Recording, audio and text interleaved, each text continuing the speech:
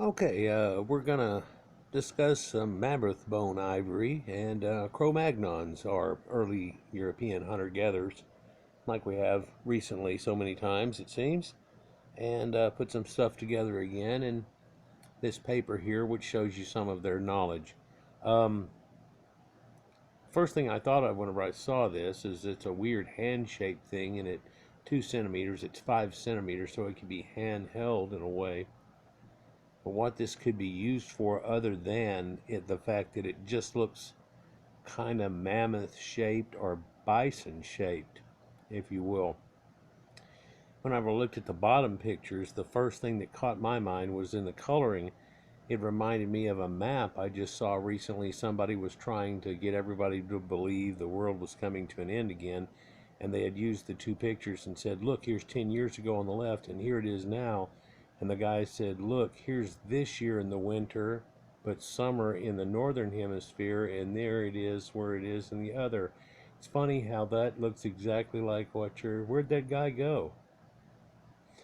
But you know that map that I'm talking about, really you'd only have to put a little notch perhaps right in here, and then this thing would all fold around each other. It's not a Mercator projection map, it's the other type where it lays out like that. And then what's weird is there's these lines that are like top and middle and bottom on each one of them. You can even see them better in here in the blue, and that would correspond almost exactly to a northern hemisphere, Tropic of Capricorn, equator, and Tropic of Cancer, if this was so. Now, I'm not trying to get you to believe that that's what this is. It's just the first thing that came to my mind. And then the scratches, and I'm like, what? Well, there's other scratches. You can see in this one up here, there's a couple of other ones.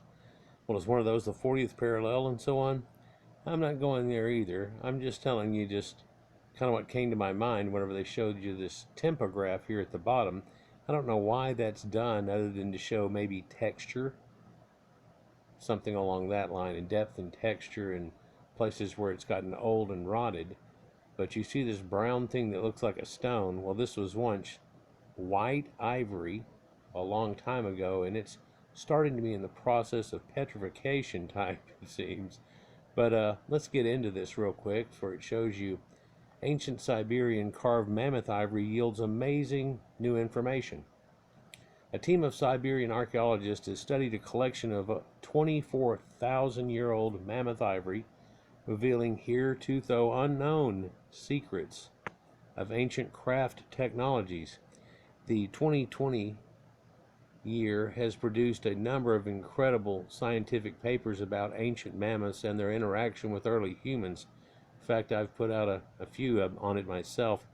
Topics covered in these papers include the oldest mammoth traps ever discovered in Mexico. Oh yeah, they were all of it in mastodons and so on, dating back 12,000 years. So punching on that Clovis idea, but they have stuff way back before then. In fact, there was the one that I did on the mammoth that has scars on its body from 130,000 years ago in the Americas, and everybody just shuns away from trying to talk about it. They also found mammoth huts in Russia, dating back more than 25,000 years. And now, a team of researchers from the Siberian Federal University of Novosibirsk State University have published their detailed reconstruction of carved mammoth ivory technique that was used to carve ornaments and sculptures dating back more than 24,000 years. Carved mammoth ivory is not unusual, but understanding how and why they were carved has never been easy. Strangely, this 25,000 year date also seems to pulse through in a lot of these papers and so on. In fact, I've got another one coming up that, in kind of a comical way, will tie this into that also, and this type of people and so on. Carved mammoth ivory, though, is not unusual, but understanding how or why they carved it has never been easy. Well, see what we've got to go on here. Handcrafted carved mammoth ivory from a lost world.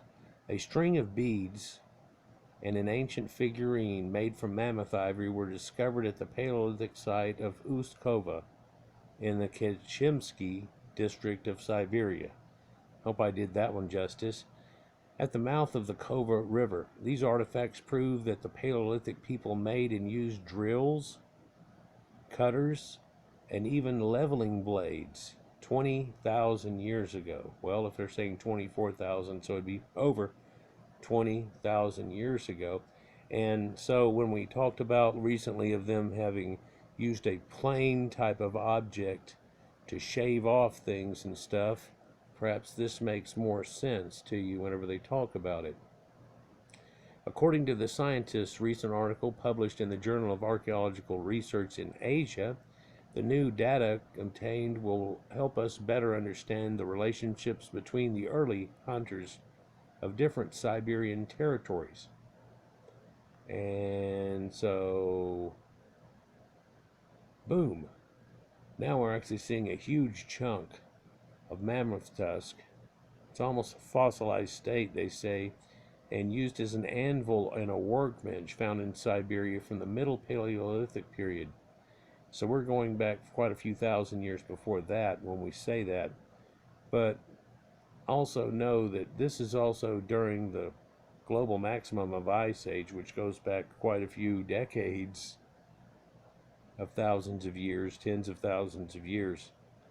And so this is going through that time, and these people living up in Siberia, which we find out now had an open type area that would have had some winters go on, and these people that were living in that area at the time.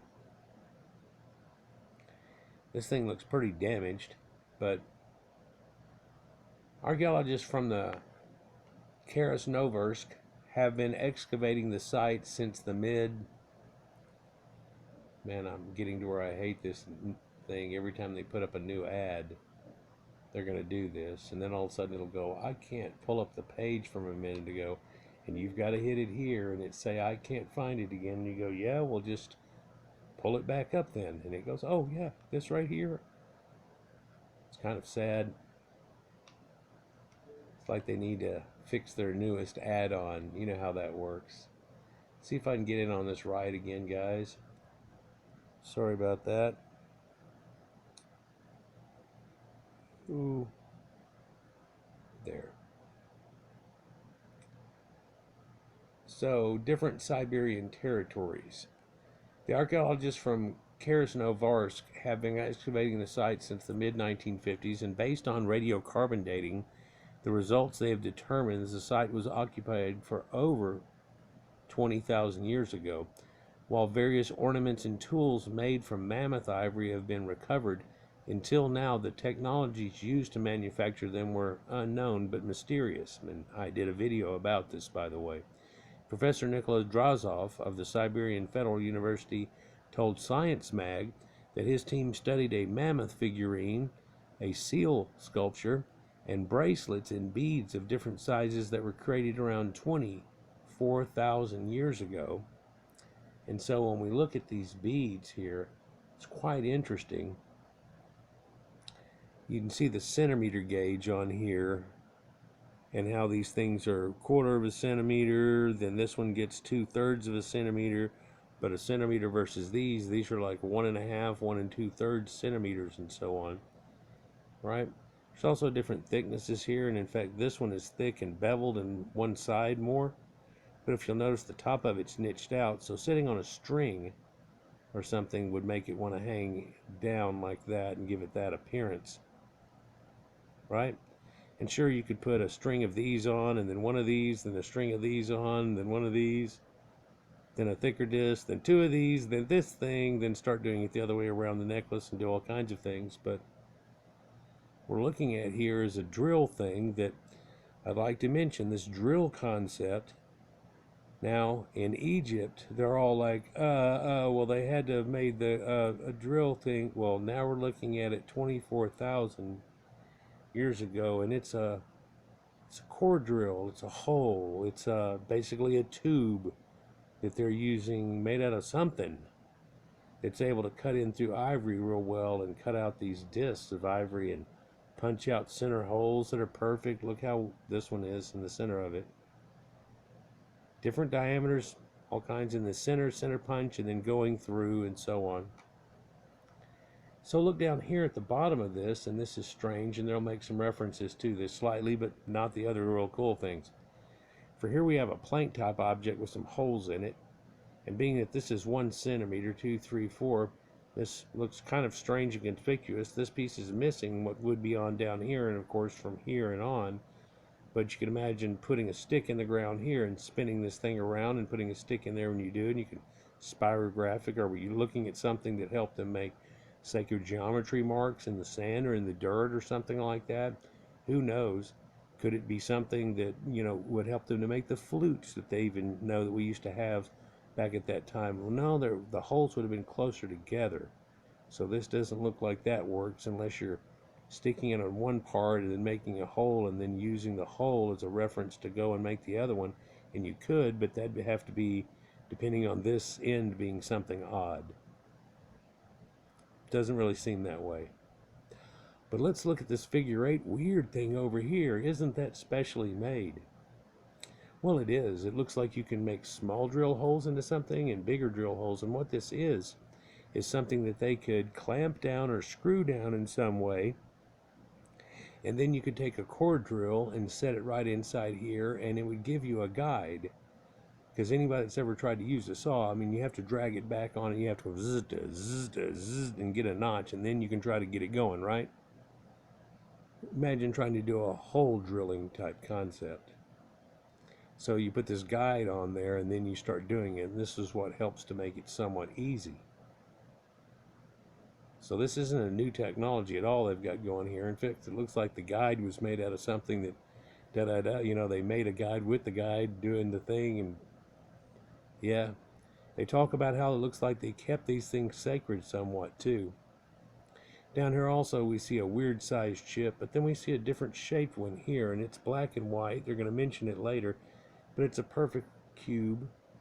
Well, it's not as thick. It's a thin little cube, but it's around here, and it's a little over 1 centimeter or 1 inch, and it's black and white, so giving some color to it in some form. And they could have played some game with it, flipped around. It could be for decorations, but that also is about the size of those ivory chips that we find in Egypt, starting it out. But that's 20,000 years later. So let's look into this a little bit more. A detailed microscopic analysis of each object identified the marks left by the production tools. Using these images, the tool was able to reconstruct the ancient technology used to make them. On some of those, you could see some grain running and so on, and it was like, well, they're doing this against the grain. They had to have used a drill type of thing. It's not something they carved out. It's something they punched. The paper also demonstrates that the craft person's first step was to break a mammoth tusk into segments before smaller pieces were turned into beads. And to make these beads, the master mammoth carver had to cut them into rectangles and bore holes in the center of each piece with a stone drill. So he might take those rectangles, punch from the center, and then use a stone carving drill bit on something that's like what they used to start fires with and carve it out here. But that's not a technology. I mean, sure, they've got this thing to start fire, but okay, well, they're just now starting to give the okay for Egypt to have this technology somewhat. And sure, coarse samples, yeah, well, Sumerians used to use those and cut into and make those bas-relief things that they rolled out and put on the in the clay pictures, those cylinder seals. Yeah, there's some connections there. Mammoth ivory crafts were colored with a dark red color. Oh, snap. Larger mammoth ivory fragments were used to create smaller animal sculptures, but create the solid mammoth ivory figurine, the craftsman had to first outline its head and legs with a leveling blade before removing the excess bone with a cutting tool. And after the body of the figurine was completed, it was decorated with a pattern to give the effect of eyes and hair. So, having to use a leveling or gouging blade to do so. But it would have had to have been something that's sounds to me like a plane, like you're using it shuffles off these perfect little curls. Yeah, well, you could do it in a part where it just cuts the whatever's sticking up, and and it cuts it away. The scientists also studied traces of an unknown dark red pigment that was found on the sculptured mammoth ivory pieces. And I'm going to tell you it's either red ochre or cinnabar. I'm pretty much going to go with red ochre if this timing in this place. We've talked a lot about this also.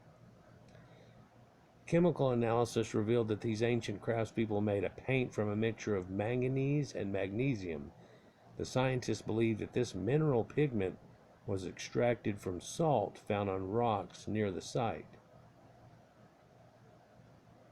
And so here you can see an engraving of a mammoth on a slab of ivory from the Upper Paleolithic in Malta, not the island of Malta, but Malta group. And it's deposited around Lake Baikal, which is a huge lake up near Siberia.